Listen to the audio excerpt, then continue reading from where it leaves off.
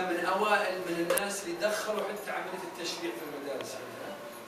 كان من أوائل من فكر في عملية صناعة الصابون ومنتجات الشامبو والعطور وكذا. فأرجو أن يكون إن شاء الله هذا المكان نواة تستمر إن شاء الله فيما بعد. الدكتور خير داعم لك، وأرجو إن شاء الله في أقرب فرصة أن يتولى هذا العرض طالب. أتمنى أن إحنا كنا المعلمين نجلس مشاهدين فقط، ثم يعني الآن شاهدنا 80% أو 90% من عرضكم اليوم طلابكم يقدمون ويتكلمون ويقولون هذا أجمل ما تشوف. خله يغلط معك.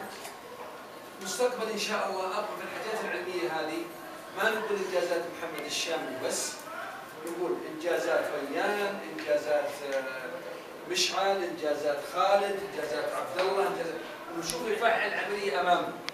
كما شاهدنا عملية التشريح، شاهدنا عملية الصناعة، نبغى في قدام عيوننا. وهذا اللي أنا جاي له، هذا اللي جاي له الآن. هذا اللي نبغى نشوفه فعليا. لأن الطالب في المرحلة المتوسطة طاقة كبيرة جدا زي ما تفضل الأستاذ محمد الآن. وفعلا طاقة بس يحتاج من يفعلها. بالأمس القريب بالبارح كان عندي خبير لبناني دكتور جالس اتحدث انا وياه، قال عمليه التعليم تغيرت في العالم كله.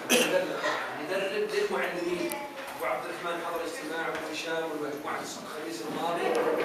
قال الان احنا انا قلت على اساس نبغى دوركم مع الطلاب والمعلمين. قال احنا كاداره احنا نبغى نساعدنا في الاداره حقت المدارس. قال احنا ما نتدخل في الاداره، الان احنا نتدخل في تفعيل الطالب والمعلم. انا بدرب المعلم كيف يخلي الطالب يتحمل مسؤوليه بالكامل من الالف للياء، ويبقى المعلم مجرد مرشد او موجه لا ارشد. هذا كلام لنا البارح.